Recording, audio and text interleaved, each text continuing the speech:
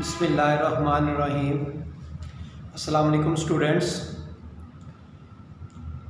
HOD Pakistan study कैसर रज़ा आज बेटा एक नए टॉपिक के साथ मैं आपके सामने आया हूँ।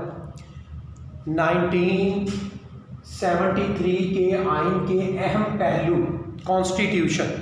सबसे पहले जो है 10th क्लास का ये लेक्चर है बेटा, बहुत अहम लॉन्ग क्वेश्चन है। सबसे पहले देखिए कॉन्स्टिट्यूशन किसे कहते हैं।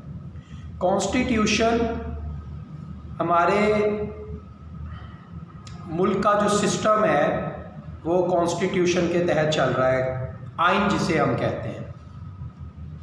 तो आइन जो है ये 1956 का आइन, 1962 का आइन और 1973 का आइन।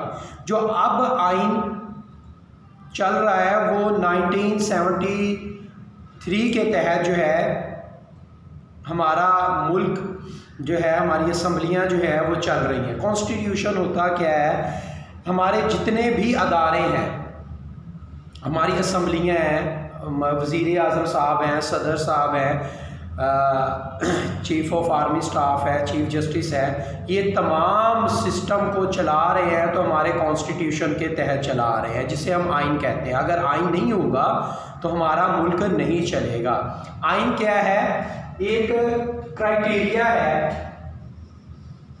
जिसके अंदर हद कह ले, जिसके अंदर हमने रहना है, जिसे हम आइन कहते हैं, कॉन्स्टिट्यूशन कहते हैं। अगर हम इस बाउंड्री से बाहर जाएंगे तो हम आइन की खिलाफ वर्जी करेंगे, कानून को तोड़ेंगे।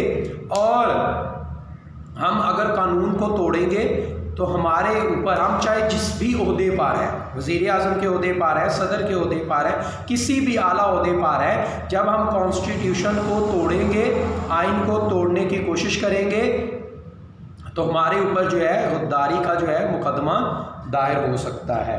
तो इसलिए हमने अपने अदारे चलाने हैं, अपना सिस्टम चलाना है, अपनी असम्बलियाँ चलानी है, तो कॉन्स्टिट्यूशन आइन की हद के अंदर रहते हुए। अच्छा, इसके अहम पहलू कौन कौन से हैं, इसके एस्पेक्ट्स कौन कौन से हैं। नंबर 1 इफ्तिताहिया, पहला पॉइंट है इसका इफ्तिताहिया, आगाज़। तो इसमें जो है मैंने आपको बताया कि कॉन्स्टिट्यूशन जो है ये 3 है। 1956 का कॉन्स्टिट्यूशन है, 1962 का है, 1973। 1956 के बाद जो है 1962 का कॉन्स्टिट्यूशन जो है वो मुतारफ़ करवाया गया, और उसके बाद 1973, और उसके बाद जो है कोई नया कॉन्स्टिट्यूशन जो है मुतारफ़ नहीं करवाया। और अब जो हमारा मुल्क चल रहा है वो 1973 कॉन्स्टिट्यूशन के तहत जो है वो चल रहा है, आइन के तहत, जिसे हम कानून कह सकते हैं। दूसरा इसका पॉइंट है तहरीरी आइन। आइन कभी भी ज़ुबानी नहीं होता, ये रिटर्न शेप में होता है। इसके 280 दिफात होती हैं और 12 हिस्से होते हैं और 6 गोशवारे होते हैं। गोशवारा किसे कहते हैं, जैसे आपको एक मरदमशुमारी का फॉर्म दिया गया था, ठीक है, और इसके ऊपर मुख्तलिफ इंफॉर्मेशन जो है दी हुई थी, इसको गोशवारा कहते हैं। तो ये 280 दिफात, 12 गोशवारों, 12 हिस्सों, पार्ट्स इसके 12 हैं और 6 गोशवारों पर मुश्तमिल है। दिफात क्या है, दिफात कहीं पर भी जब कोई जुर्म होता है, लड़ाई हो जाए, तो हम कहते हैं जी लड़ाई हुई है, फाइट हुई है, तो 751 दफ़ा, ये वो एक नंबर है जिसके तहत जो है सबसे पहली रिपोर्ट, फर्स्ट इंफॉर्मेशन रिपोर्ट जो है वो दर्ज होती है, ठीक है, FIR जिसे हम कहते हैं। और उसमें देखा जाता है कि कौन कौन से जराइम जो हैं वो लगाए जा सकते हैं, कौन कौन से कानून जो हैं वो लगाए जा सकते हैं। वो नंबर्स की शक्ल में शो होंगे। अगर लड़ाई हुई है तो वो ये वाला नंबर जो है वो यूज़ होगा, 751 जिसे हम कहते हैं। वफाकी आइन क्या है, फेडरल, नेक्स्ट पॉइंट है पॉइंट नंबर 3, वफाकी आइन, फेडरल कॉन्स्टिट्यूशन। पहले जितने भी दसातीर हैं, दस्तूर की जमा है, ठीक है। 1973 के आइन में भी पाकिस्तान को वफाकी मुमलिकत जो है वो करार दिया गया है। नीम अस्तवार आइन, नीम अस्तवार आइन नंबर 4 है। नीम अस्तवार आइन कहते हैं ऐसा आइन, ऐसा कानून जो किसी MNA ने पेश किया हो, MPA ने पेश किया हो और उसमें जो है फ्लेक्सिबिलिटी हो, ठीक है, उसमें हम तब्दीली कर सके, ठीक है, तो उसको नीम अस्तवार आइन कहते हैं, जिसमें अमेंडमेंट की जा सके। उसके बाद नेक्स्ट पॉइंट है कौमी ज़ुबान।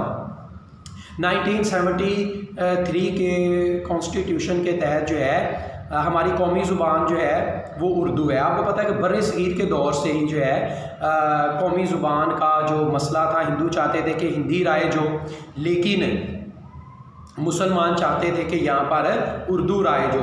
और हिंदुओं का ये कहना था कि चूँकि हिंदू यहाँ पर बहुत ज़्यादा तादाद में है, ठीक है, तो इसलिए जो ज़ुबान बोली जाएगी, कौमी ज़ुबान करार दी जाएगी, वो हिंदी होनी चाहिए। तो इस पर भी बहुत ज़्यादा जो है वो झगड़ा चला। उसके बाद नेक्स्ट पॉइंट है इस्लामी आइन।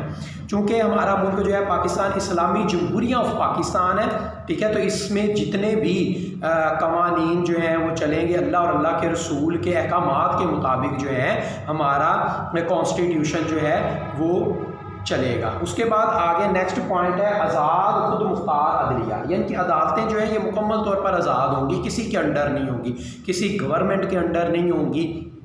अगर उनके पास जज के पास जो है वो किसी MNA MPA का केस आ जाए, वज़ीर का केस आ जाए, तो वो बिला झिझक जो है वो यकसा तौर पर जो है यकसा बुनियादों पर जो है वो फ़ैसला सुना सके। तो अदालतें जो हैं वो मुकम्मल तौर पर आज़ाद होनी चाहिए। उसके बाद नेक्स्ट पॉइंट है पार्लिमानी आइन।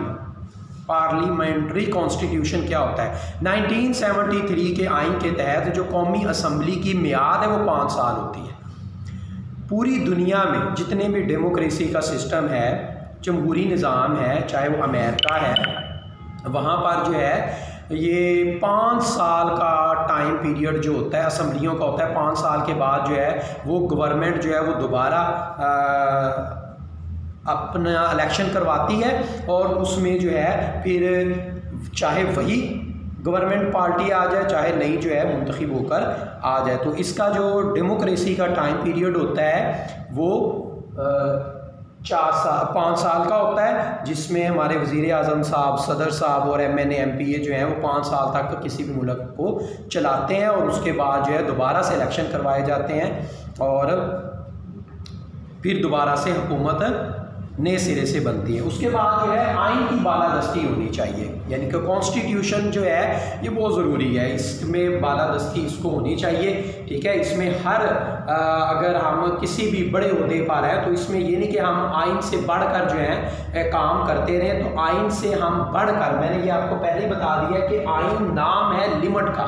अगर हम लिमिट के अंदर रहेंगे, हद के अंदर रहेंगे, और वो लिमिट क्या है? वो है कॉन्स्टिट्यूशन। ये नहीं कि हम वज़ीर आज़म साहब हैं तो वो चूँकि अच्छी सीट पर है, पावरफुल सीट पर है, मुल्क के बागडोर उनके हाथ में है तो वो जो चाहे मर्जी करते रहे। नहीं, उन्होंने अगर उनको चलाना है तो कॉन्स्टिट्यूशन के तहत हद के अंदर रहकर जो है वो मुल्क को चलाना है। अगर कोई शख्स मौजूदा आइन को गैर आइनी तरीके से तोड़ेगा या तोड़ने की कोशिश करेगा तो उस पर जो है गद्दारी का मुकदमा जो है वो चलाया जाएगा।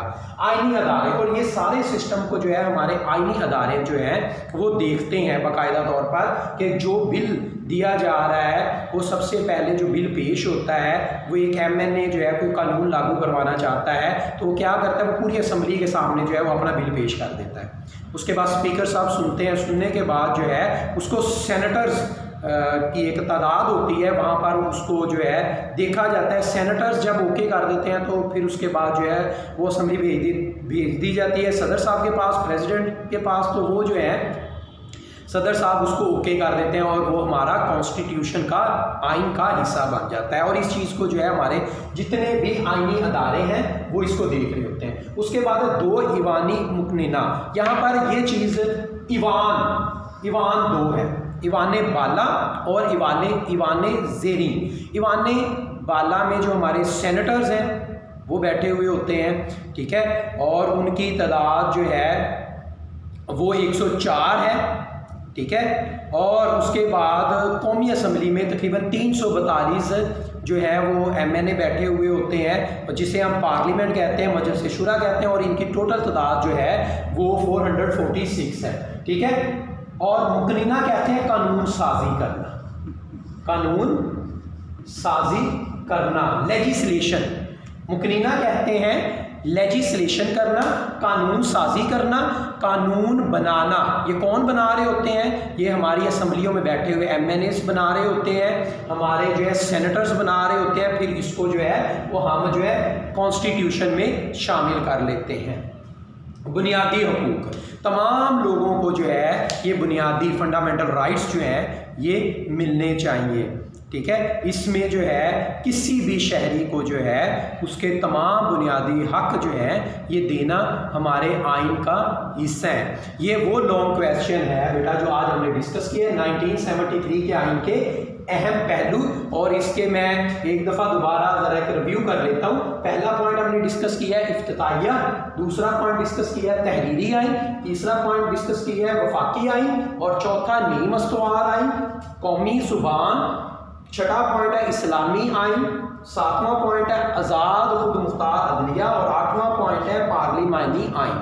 उसके बाद हमने 9वां पॉइंट डिस्कस किया है आइन की बालादस्ती, 10वां पॉइंट आइनी अदारे, 11वां पॉइंट 2 ईवानी मुकनिना, और 12वां पॉइंट है बुनियादी हकूक। ये बेटा बोर्ड पॉइंट ऑफ व्यू से जो है एक अहम लॉन्ग क्वेश्चन है। तकरीबन हर दूसरे तीसरे पेपर में ये लॉन्ग क्वेश्चन जो है ये शामिल होता है, और ये लॉन्ग क्वेश्चन जो है इंशाल्लाह इस बार भी मे भी आ सकता है। तो इसलिए जो है इस लॉन्ग क्वेश्चन को, इसकी 12 हेडिंग्स हैं, तो बेटा आपने 12 की 12 ही लिखनी है, क्योंकि पेपर चेक करने वाले को पता है कि ये एक अहम लॉन्ग क्वेश्चन है और इसके पॉइंट्स 12 हैं, तो इसलिए हमने 12 ही पॉइंट्स लिखने। अगर हम स्किप करेंगे, ठीक है, तो ये 8 नंबर का लॉन्ग क्वेश्चन है, तो वो कहेगा अच्छा इससे 2 पॉइंट्स नहीं लिखे, मैं इसको 7 नंबर दे देता हूँ, बाकी सारा ठीक है। तो यहाँ पर कितने नंबर आपके कम होंगे? 1 नंबर। और अगर इसके बाद आप 2 पॉइंट छोड़ दें, 3 पॉइंट छोड़ दें, तो उस हिसाब से ही नंबर नीचे आना शुरू हो जाते हैं। ठीक है। तो इसलिए जो है आपने हेडिंग्स के साथ, इसकी इंग्लिश के साथ जो है ये अपना 10th क्लास का 1973 के आइन के अहम पहलू वाला लॉन्ग क्वेश्चन जो है ये मुकम्मल बेटा आपने तैयार करना है। बहुत शुक्रिया। अस्सलाम वालेकुम।